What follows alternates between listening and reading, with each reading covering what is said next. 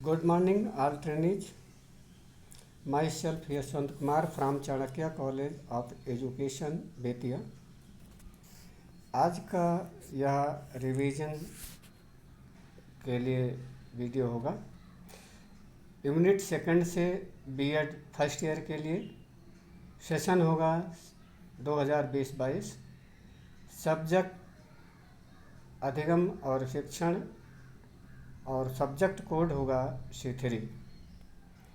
Topic होगा अभिप्रेरणा की प्रविधियाँ, टेक्निक्यूज of motivation.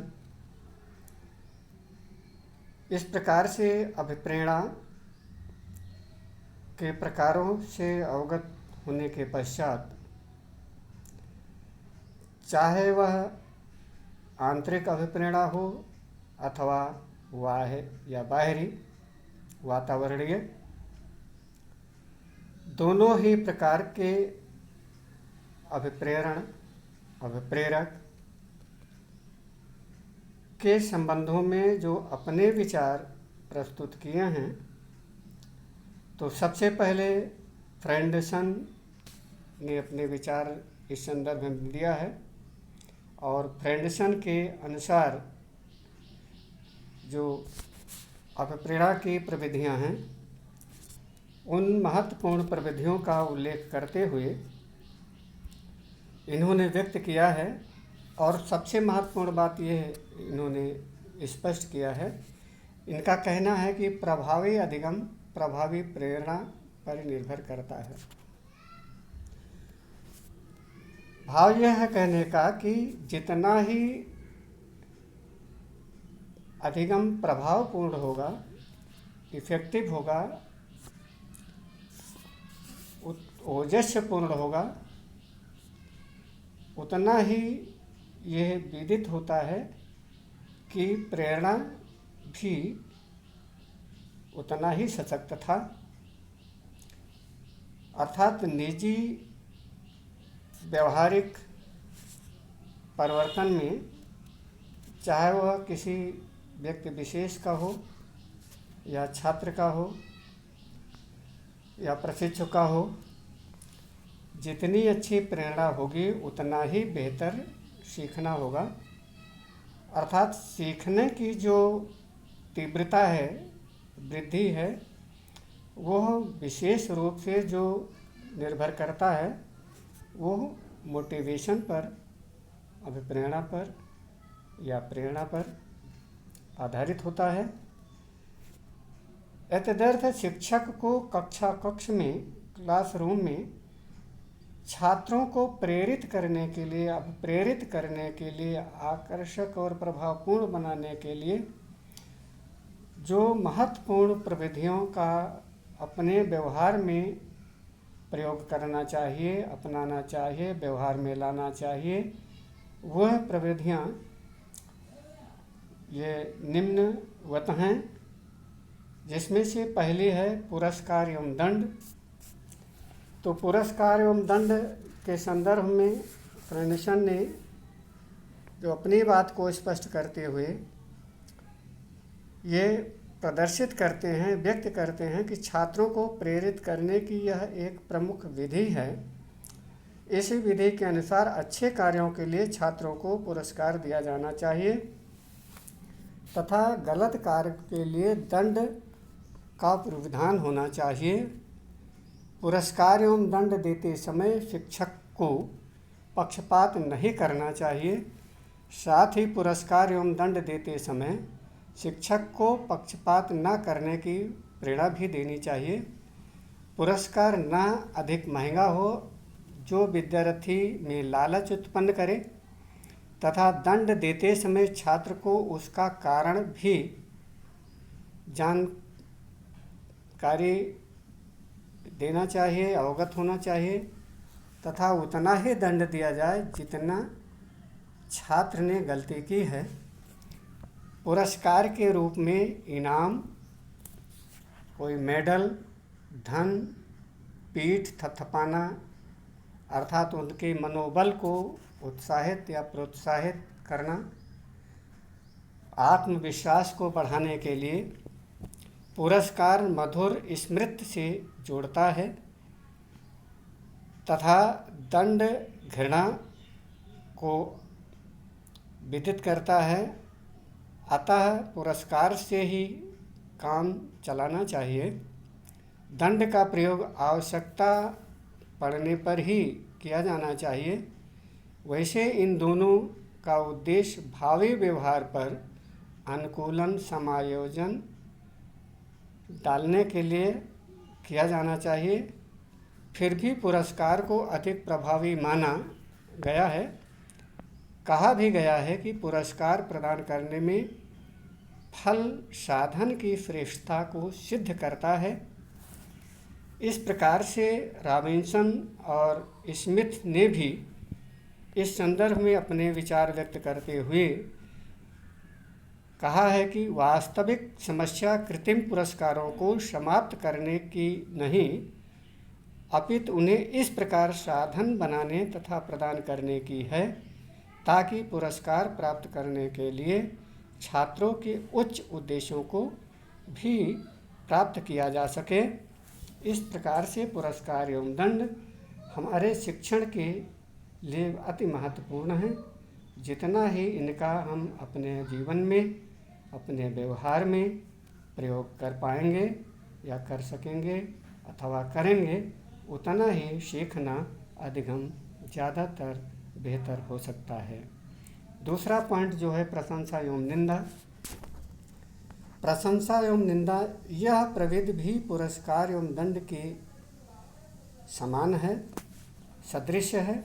इस प्रविधि में अच्छे कार्यों के लिए छात्रों की प्रशंसा करना चाहिए। छात्र यदि बेहतर प्रदर्शन करते हैं, प्रस्तुति देते हैं, तो स्वाभाविक रूप से उनकी प्रशंसा अपरिहार्य होना आवश्यक है। बुरे कार्यों के लिए उन्हें निंदा भी करना चाहिए, डांट फटकार भी लगानी चाहिए और उन्हें इनके प्रति अवगत भी कराना चाहिए, जिससे उनको सही दिशा का ज्ञान हो सके। इस प्रविधि के प्रयोग में भी अध्यापक को पक्षपात, पार्शलिटी या दुर्भावना, गलत विचार या धारणा नहीं होनी चाहिए। प्रशंसा प्राप्त होने पर छात्र गर्व महसूस करता है, उसे मनोबल में भी आत्मविश्वास बढ़ता है। शोध कार्यों से पता चलता है, यदि हम पर्यवेक्षण के दृष्टि से लड़कों तथा लड़कियों में निंदा से ये देखा जाता है कि लड़कों की अपेक्षा लड़कियों में ज़्यादा घबराहट होती है।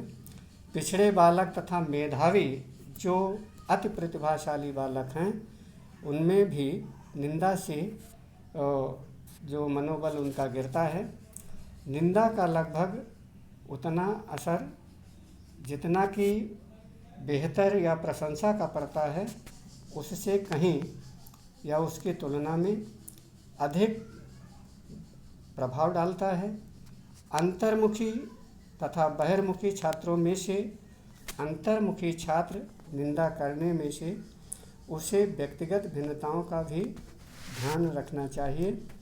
सीमित योग्यता के कारण साधारण छात्र की प्रशंसा श्रेष्ठ छात्रों की अपेक्षा कम कठिन कार्यों पर भी कर देनी चाहिए, लेकिन श्रेष्ठ तथा छात्र अपनी प्रशंसा या योग्यता के अनुकूल कठिन कार्यों को करें तभी प्रशंसा के पात्र होंगे।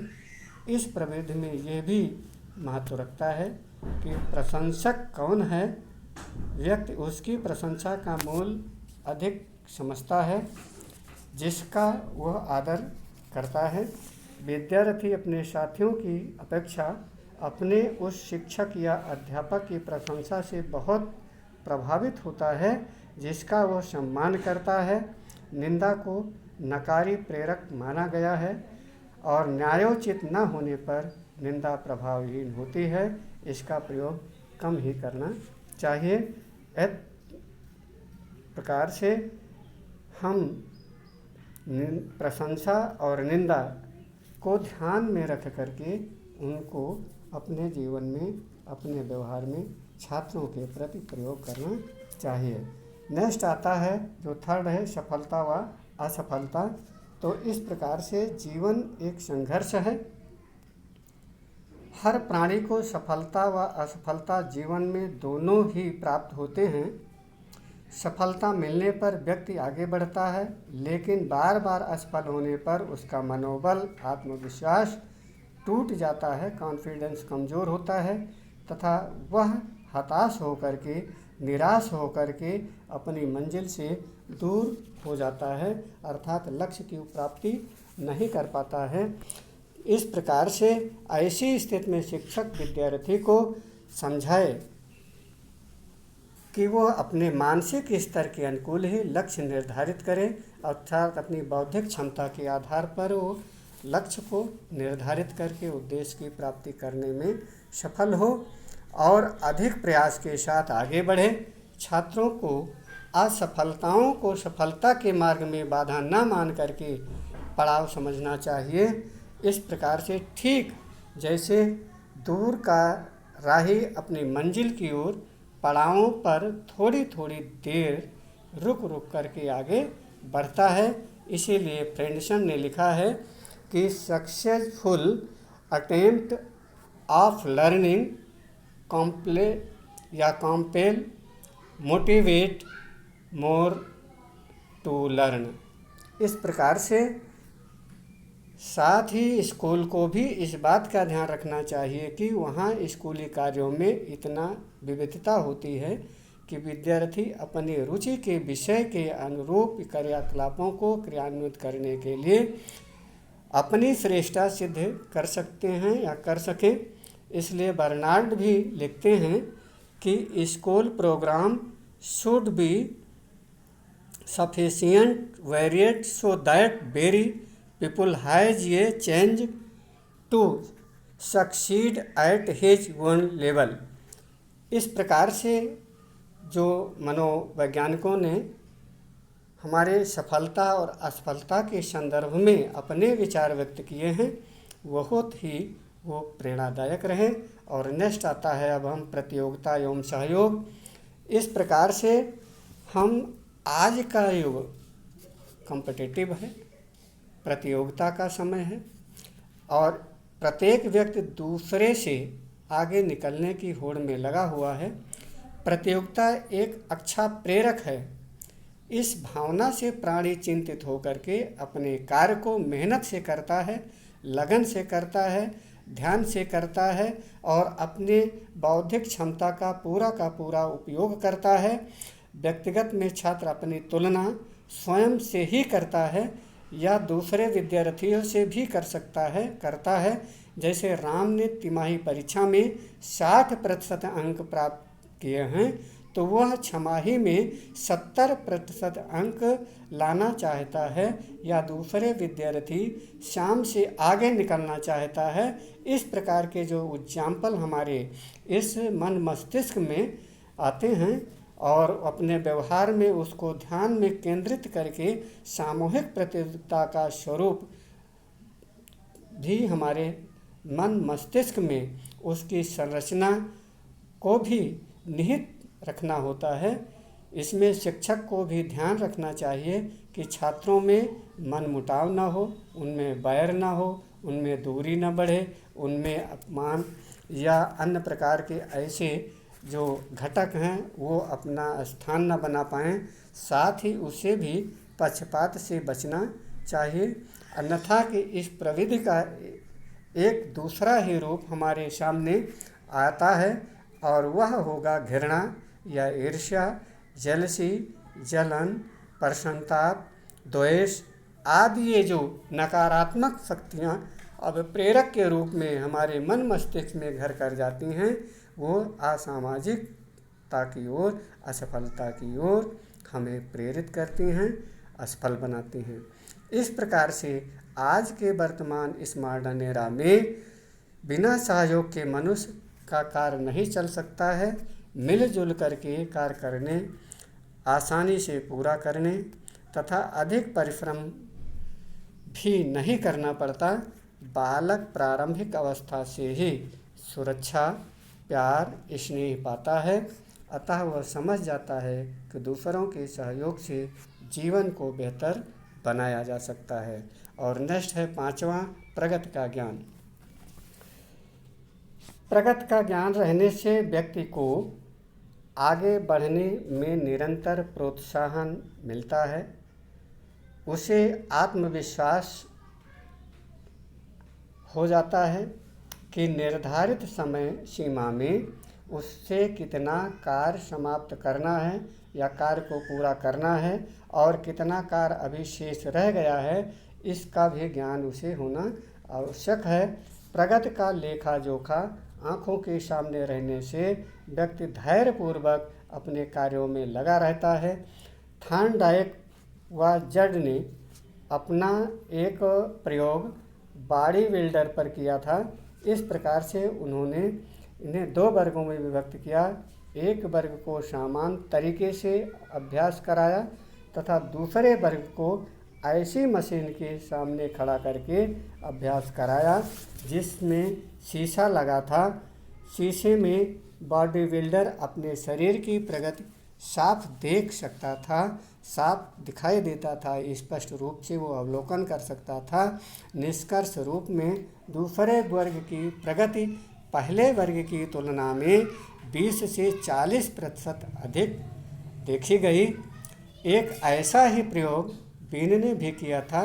तो ठीक इस प्रकार से स्किनर ने भी वर्तमान शिक्षा व्यवस्था की इस कमी को और अधिक सशक्त बनाने के लिए जो शिक्षक द्वारा छात्रों के अपेक्षित व्यवहारगत परिवर्तन का पुनर्वलन नहीं किया जा सकता, इसीलिए उसने शिक्षण मशीन का आविष्कार किया जिसमें सही अनुक्रिया का तुरंत पुनर्वलन रीफोर्समेंट दिया जा सके तथा छात्र को यह भी पता चल जाता है कि उसने सही उत्तर दिया अथवा सही नहीं दिया।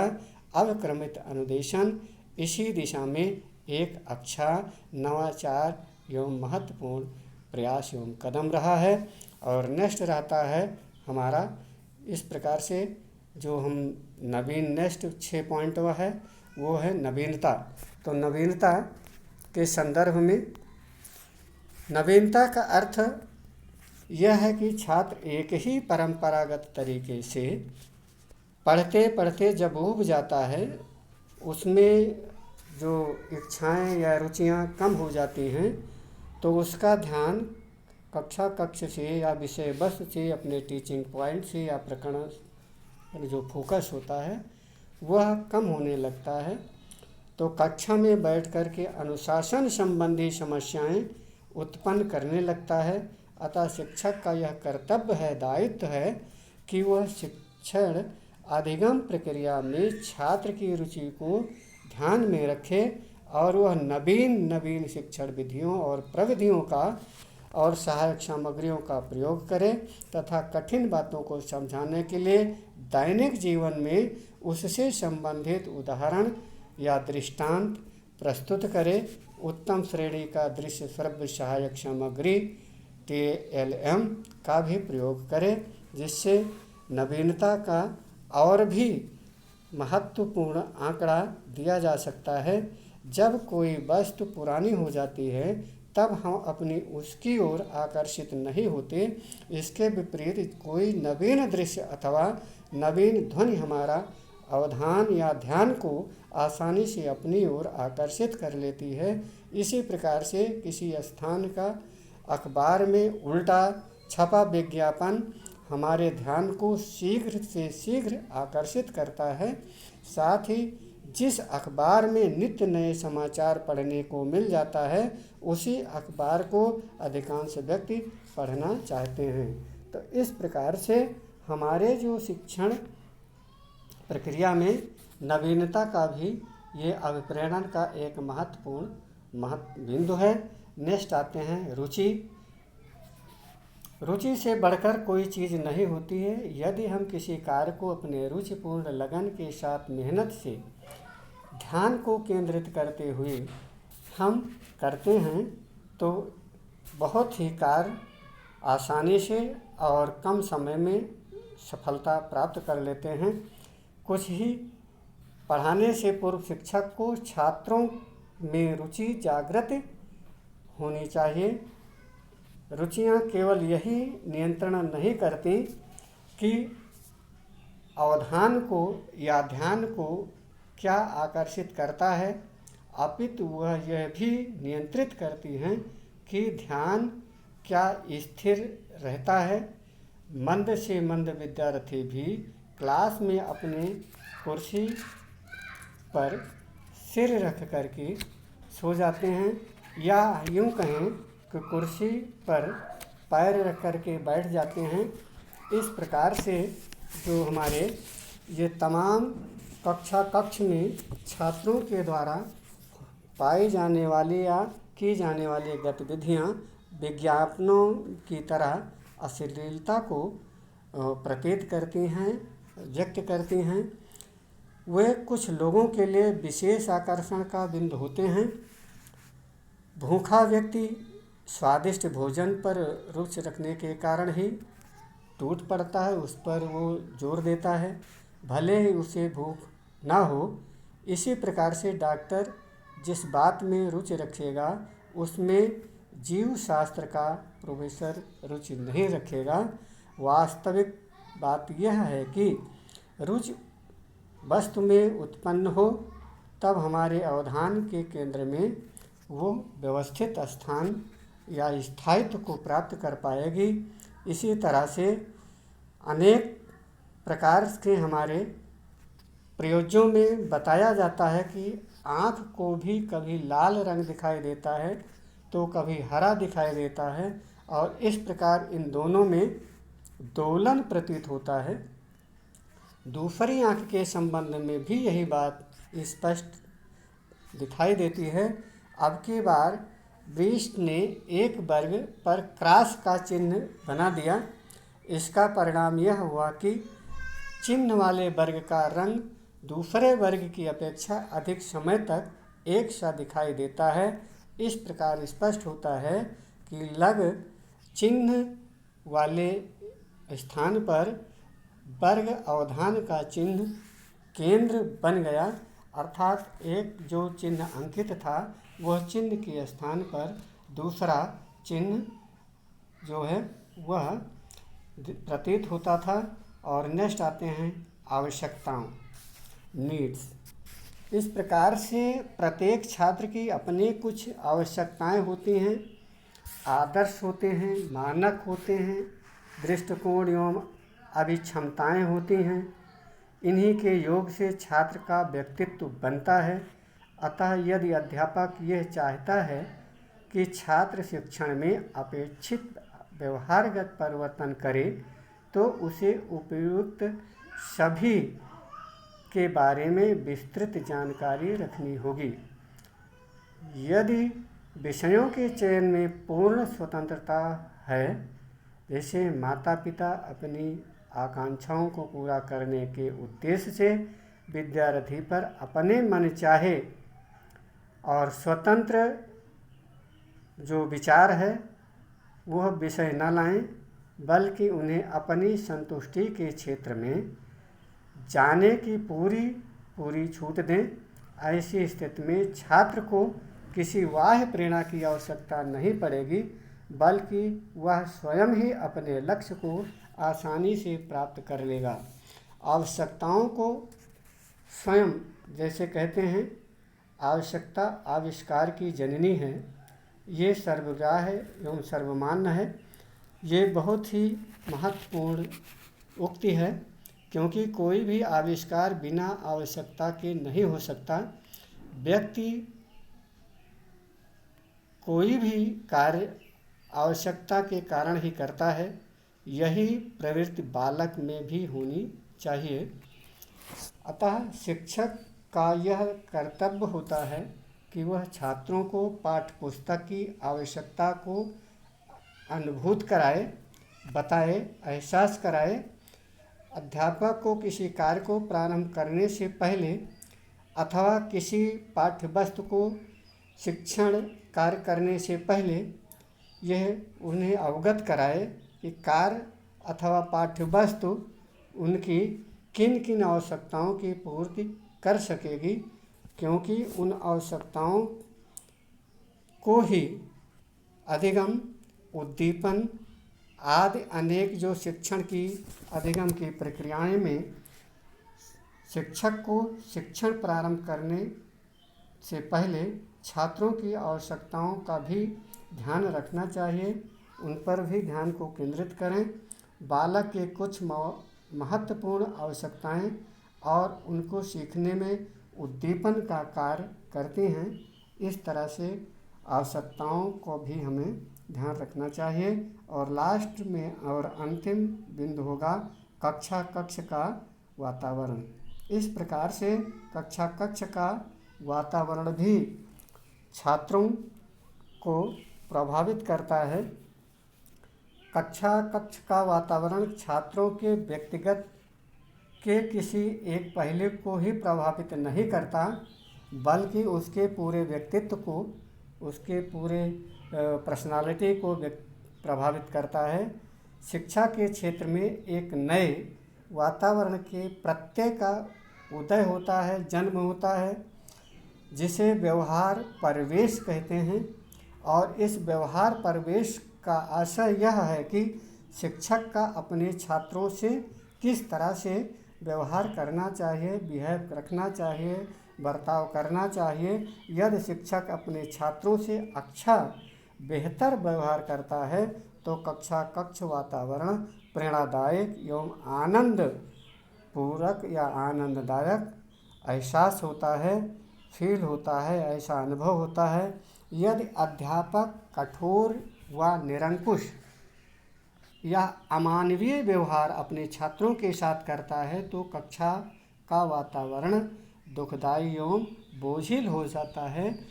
प्रेरणादायक व्यवहार छात्रों की शैक्षिक उपलब्धि को ही प्रभावित नहीं करता, बल्कि यह छात्रों के मनोबल को भी प्रभावित करता है। इसलिए अच्छे शिक्षण के लिए कक्षा का वातावरण भी बेहतर और अच्छा होना चाहिए। उपर्युक्त सभी प्रविधियों का उपयोग आवश्यकता अनुसार एवं समय की उपलब्धि के अनुसार या अनुरूप करना। अध्यापक अपने विद्यार्थियों को अब प्रेरित कर उनका वांछित एवं सर्वांगीण बहुमुखीय या चक्रीय या बहुचक्रीय विकास करने में सफलता प्राप्त कर सकता है। और आज इन्हीं शब्दों के साथ हम इस वीडियो को यहीं पर विराम देना चाहेंगे और नेक्स्ट वीडियो में इसके अंतिम और महत्वपूर्ण जो सिद्धांत है, जो अभिप्रेरणा पर अपने सिद्धांत को प्रतिपादित किया है, वो हैं आवश्यकता पदानुक्रम सिद्धांत, या इसका दूसरा नाम है मैस्लो का अभिप्रेरण सिद्धांत। इस तरह से मैस्लोज मोटिवेशन थ्योरी के बारे में विस्तार से अध्ययन करना चाहें, तब तक के लिए हम अपने वाणी को यहीं पर विराम देते हैं। धन्यवाद।